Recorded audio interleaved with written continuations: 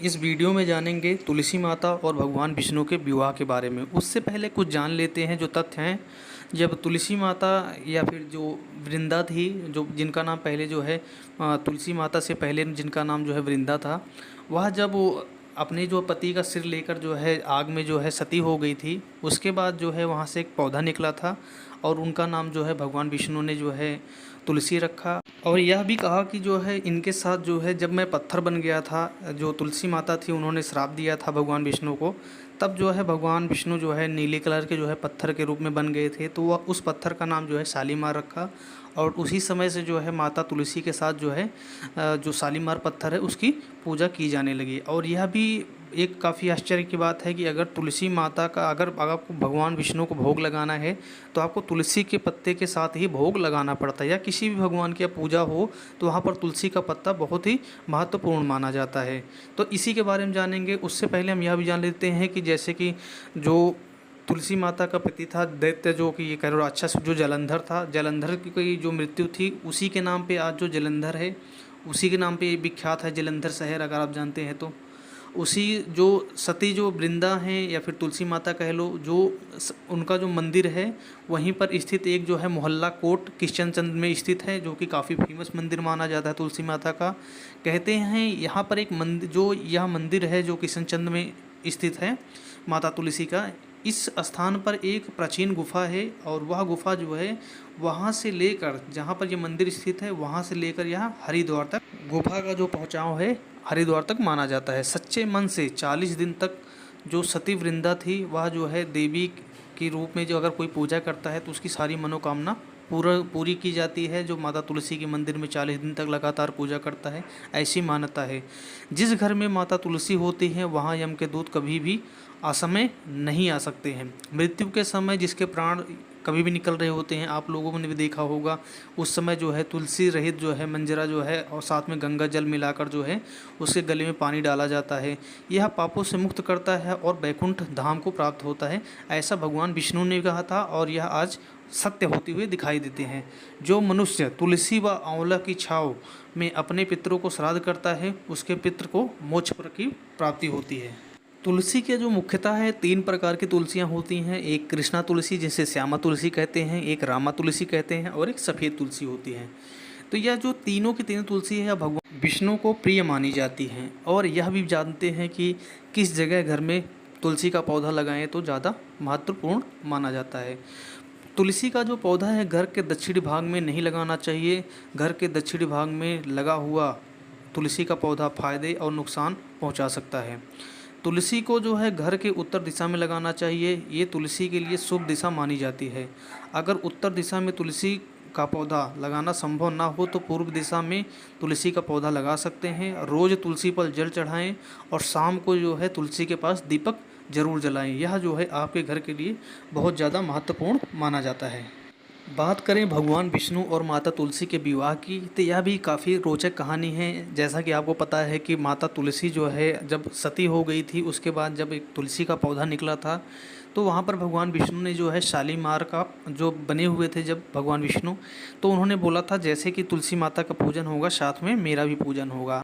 क्योंकि माता तुलसी जो है सती हो गई थी तो भगवान विष्णु ने उसी समय कहा कि जो है हमारा शालीमार पत्थर और जो तुलसी माता है इनका जो है हर साल कार्तिक के माह में जो है देव उठावनी एकादशी होती है, उस दिन जो है जो भक्त जो है तुलसी माता और शालीमार के पत्थर के साथ जो है विवाह करवाएगा उसको जो है यशस्वी फल प्राप्त होता है।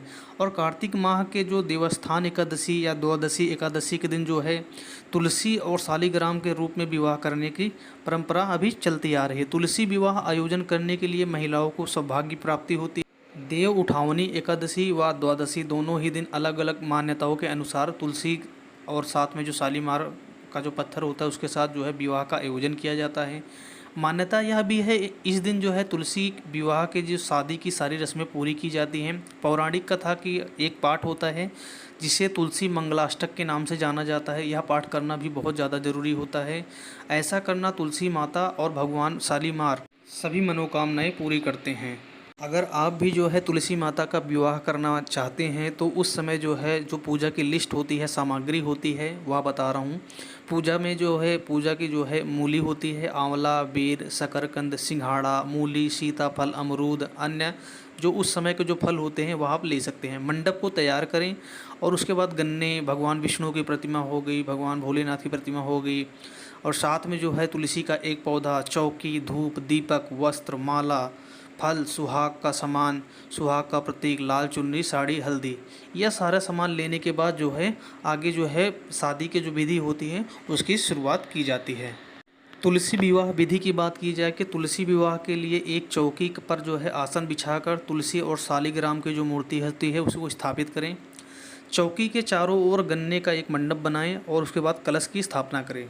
सबसे पहले कलश और गौरी गणेश का पूजन करें। अब माता तुलसी और भगवान जो शालीमार को धूप, दीप, वस्त्र, माला, फूल अर्पित करें। उसके बाद तुलसी माता को श्रृंगार का सामान, लाल चुनरी चढ़ाएं।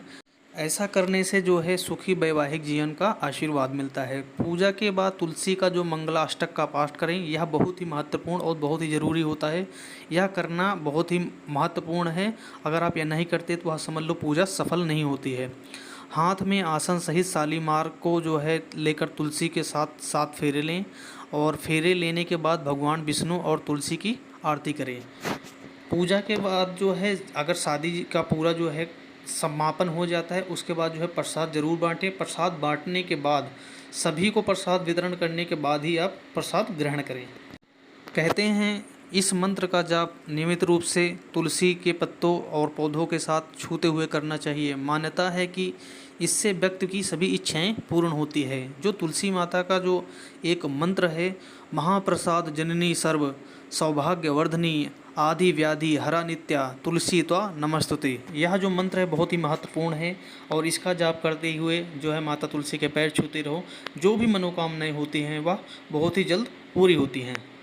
तुलसी विवाह के जो फ़ायदे हैं वह जान लेते हैं। तुलसी विवाह कराने से परिवार में सुख शांति बनी रहती है। परिवार में आने वाली हर एक बाधा जो है वह दूर हो जाती है। अविवाहित महिलाओं को जो है अच्छा पति मिलता है।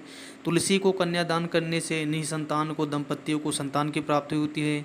जीवन, घर, परिवार, सुख समृद्धि हमेशा बनी रहती है।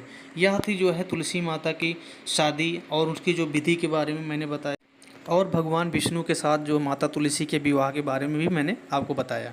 तो यह था पूरा वीडियो का सार। इस वीडियो में वह सारी चीज़ें बता दी गई हैं जो तुलसी माता से बहुत ही ज़रूरी माना जाती है और उनकी पूजा की विधि के लिए बहुत ही महत्वपूर्ण मानी जाती है। वीडियो कैसे लगी कमेंट करके ज़रूर बताएं। अगर अच्छी लगी हो तो लाइक और शेयर ज़रूर करें, और चैनल पर अगर नए हैं तो चैनल को सब्सक्राइब ज़रूर कर लें। और हाँ, जो मैंने तुलसी माता का एक मंत्र पढ़ा था उस मंत्र को ज़रूर आप पढ़ें, और जब भी सुबह या शाम को पूजा करते हैं तो तब भी पढ़ें, क्योंकि तभी माता तुलसी बहुत जल्दी प्रसन्न होती हैं।